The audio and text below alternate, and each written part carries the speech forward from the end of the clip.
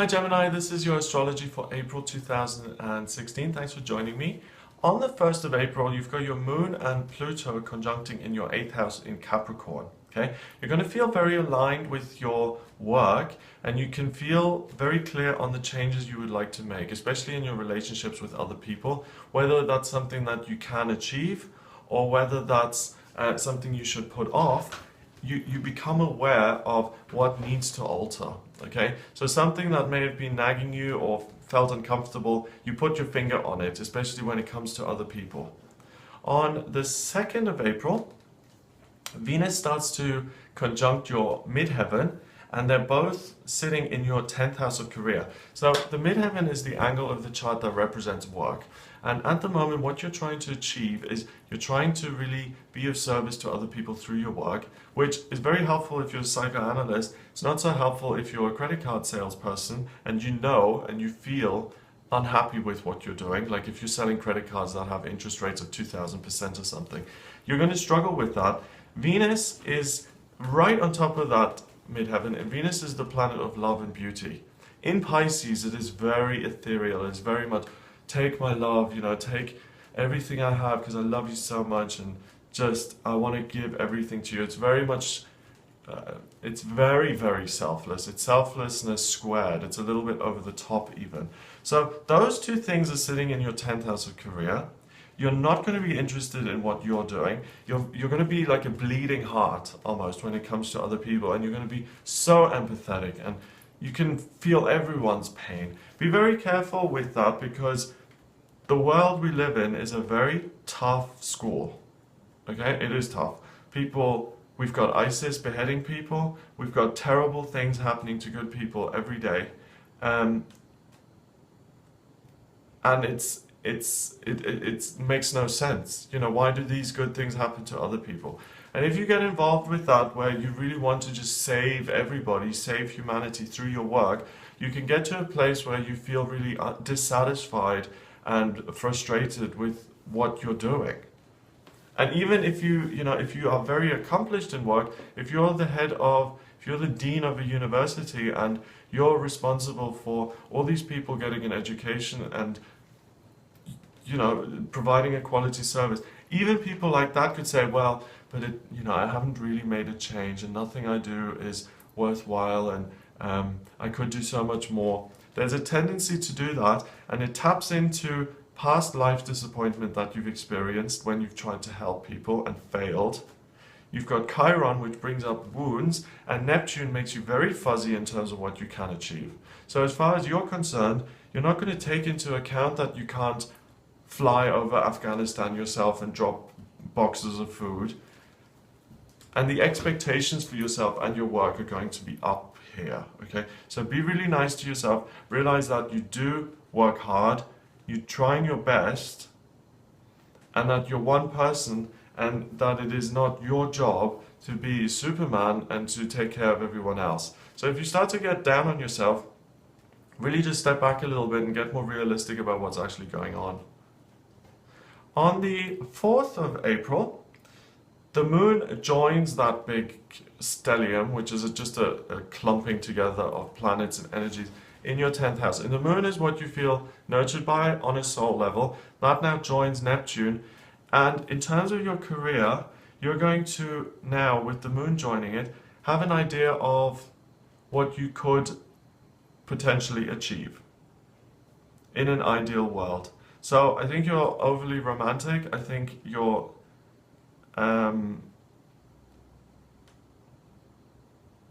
that's what I get, that it's not helpful. The ideas that you get for changing your job and what you could potentially do are not particularly practical. I think you're living a little bit in fantasy world and you're massively excited by these wonderful things, but there's no earth here, there's no air, there's nothing which says this is something that you could practically actually do. So, I brought in the mention earlier that planet Earth isn't a fair thing. So rather than take practical action and change your whole job around and quit because you're not helping anyone, what I would say is that you spend some time in prayer and meditation and you try and understand why they are the way they are and genuinely what you can do to help if you care. try and figure out what the purpose and the meaning is. If you do believe in a higher power, connect with that, and you'll get some good answers from that. So it's a very kind of inward experience at the beginning of April, and it's very much about your ideas and what you want, rather than what's actually going on in the real world. On the 6th, Mercury goes into Taurus in the 12th, and Mercury is the planet of communication. This makes you think much more along the lines of, okay, what is reasonable, what can I actually put into place, and it brings you down to planet Earth a little bit. On the same day, Venus goes into Aries in the 11th house of your friendships and also your hopes and dreams. So you're kind of like a little bit all over the place in terms of how excited and enthusiastic you feel now. So that works actively against Mercury going into Taurus, which is practical and steady.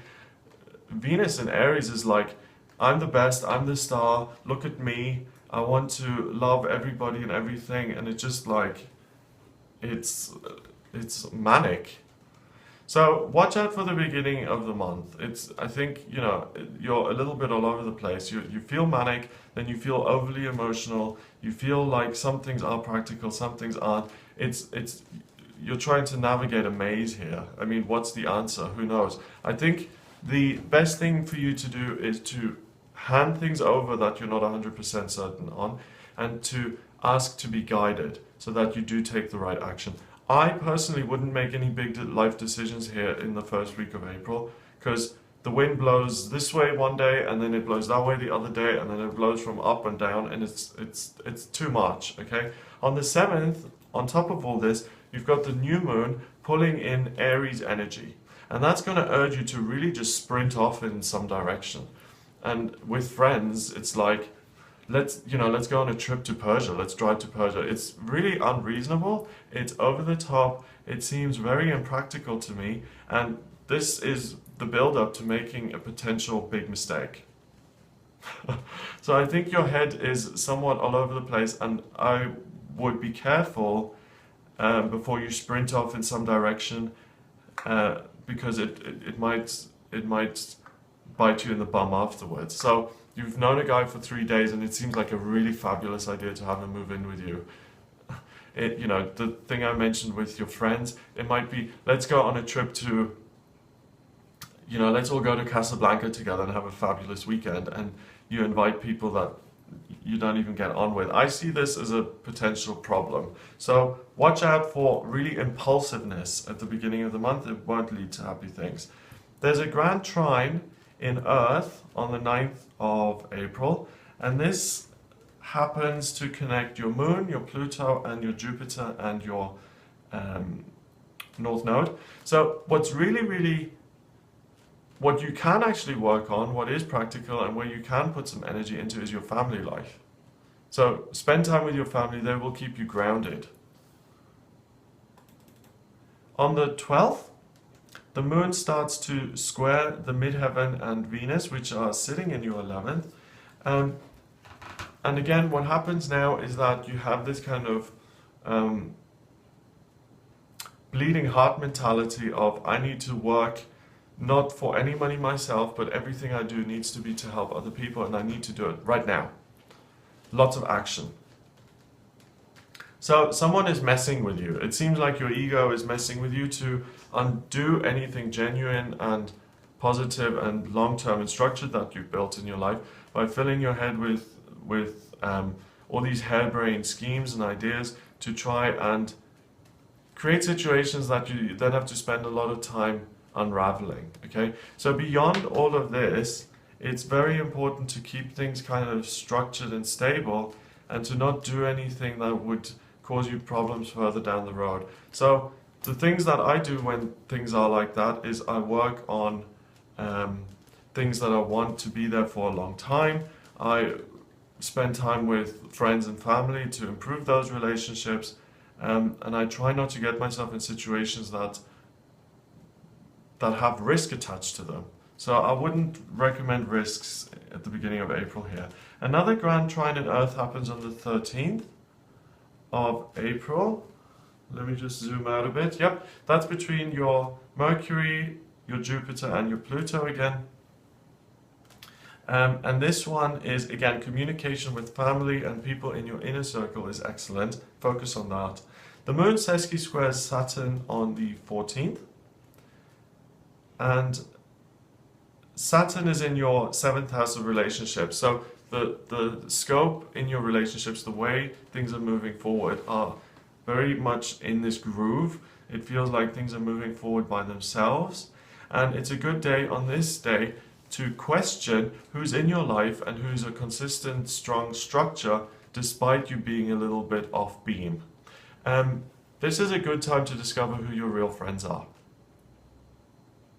Because real friends will be there with you even when you're a little bit off beam and you might not have everything together and you might even be a little bit much to deal with.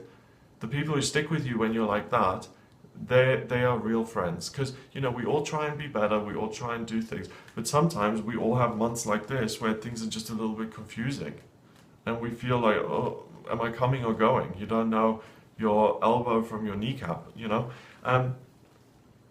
I personally think that the people you rely on around the 14th, make a note of those. You can identify those people as really long-term good support people who will help you grow in your own life.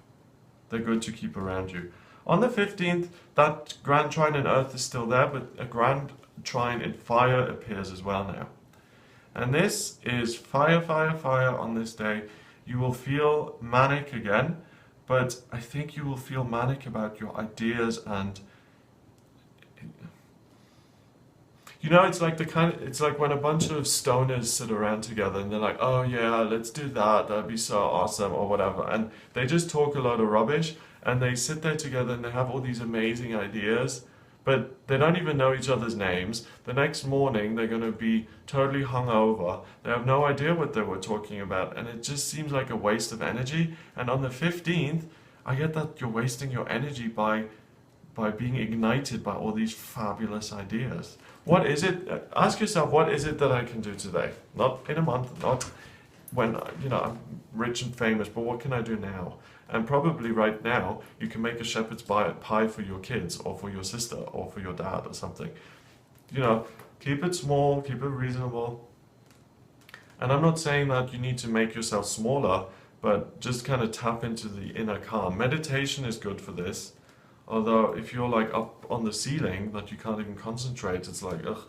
So start at the beginning of the month to try and keep an even keel going. On the 16th, Chiron opposes the North Node. And really, the North Node of the Moon is in Virgo in your 4th house. What you're trying to achieve and where your biggest area of luck comes from this month is family and close relationships, okay? So I would give you 10 out of 10 for family. I would give you 3 out of 10 for planning and future planning and hopes and dreams.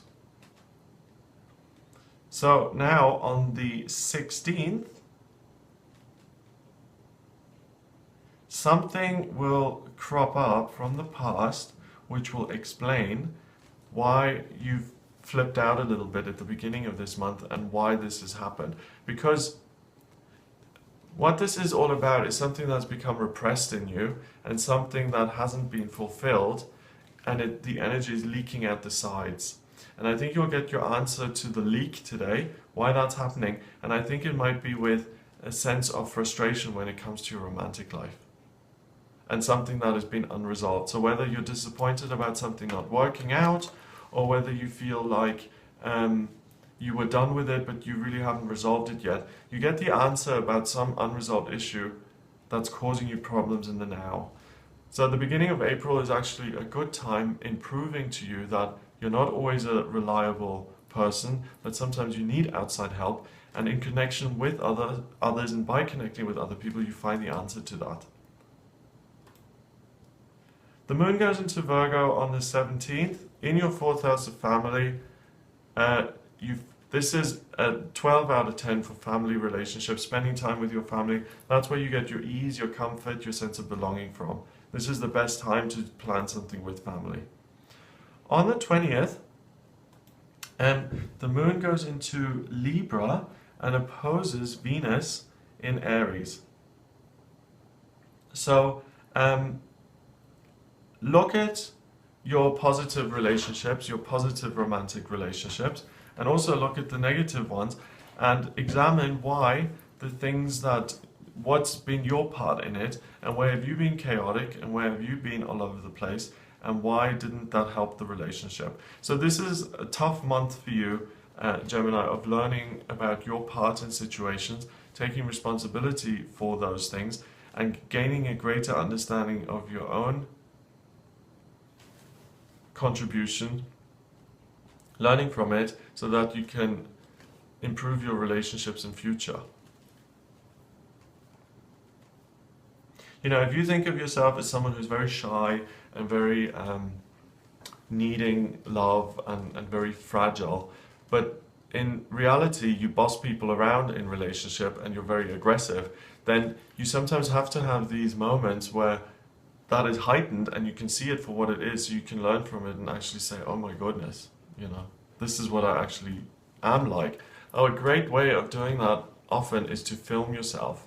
A lot of people who record themselves don't like their voices because the way they sound in their own heads are totally different from what they sound like on camera or on tape or on MP3, whatever. But the reality is that is what you sound like. And it's important to get real with yourself. The full moon is in Scorpio on the 22nd, and that's in your 6th in Scorpio. Now, this is an interesting time for you because the emotional side of things will shift and you'll get a deep and profound understanding of your day-to-day life and really where the good things in your life are. This is like someone just coming out of rehab and discovering that the best part of their life is, you know, the gardening that they do on, you know, when the weather's nice or something. It's about discovering the simple things in life that give you pleasure, that are really add value and worth to your life, and becoming aware of those. So if you're a Gemini watching this and you have problems, if you have issues understanding yourself, if you have issues understanding your own part in things, your own behavior, your own relationship, if it's like, why don't my relationships work? You know, why am I like 69 and I still haven't had a relationship that's lasted longer than a month? Why is that? April, even though it's uncomfortable, you will get a lot of understanding about yourself. On the 23rd and 24th, the moon opposes Mercury in Taurus. Mercury in Taurus is information comes to you in a very practical, very flat, very in-your-face kind of way. The moon in Scorpio gives you a real understanding and a deeper understanding of those real things, okay? So as the month now progresses and we get to the 23rd, by the time the 16th comes around, that madness, that craziness has abated, and from the 16th onward, and with a highlight here on the 23rd, you really understand your own mechanics much more, and this is the best day for you in terms of your education about yourself and in terms of spirituality. You dive deep, you get it. On the 26th, the moon and Saturn and Mars, they conjunct in your 7th house, and this new knowledge now becomes solid and a firmament and a structure in your life about your plans for your relationship in future. Okay?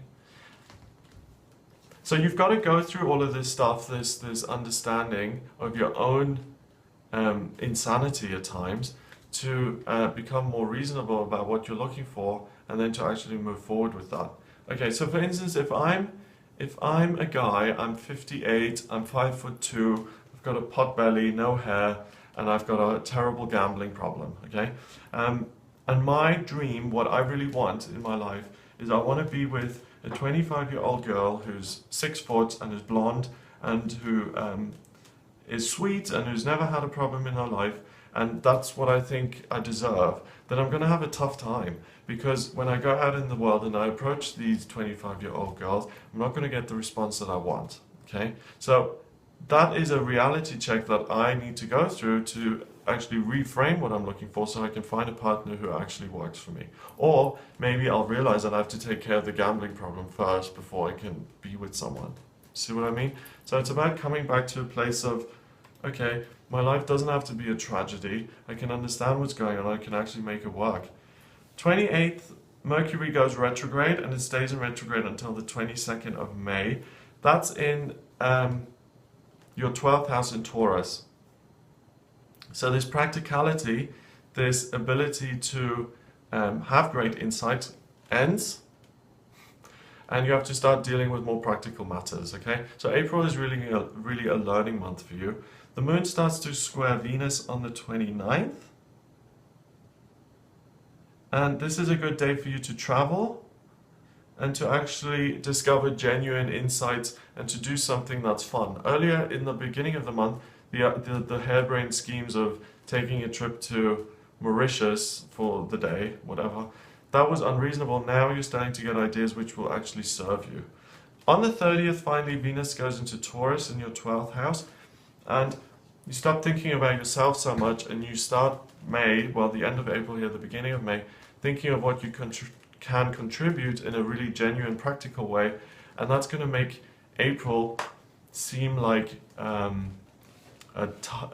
month that taught you a lot of lessons, and you'll go into May really with both feet firmly planted on the ground and knowing what you can actually do and creating good in your life. So it's a very important month for you, Gemini. I hope this has been useful to you. If you'd like a personal reading about your career or finance or spirituality or self, how to let go of certain behavior patterns that you don't like, then please get in touch with me via my website. It's gregoryscott.com.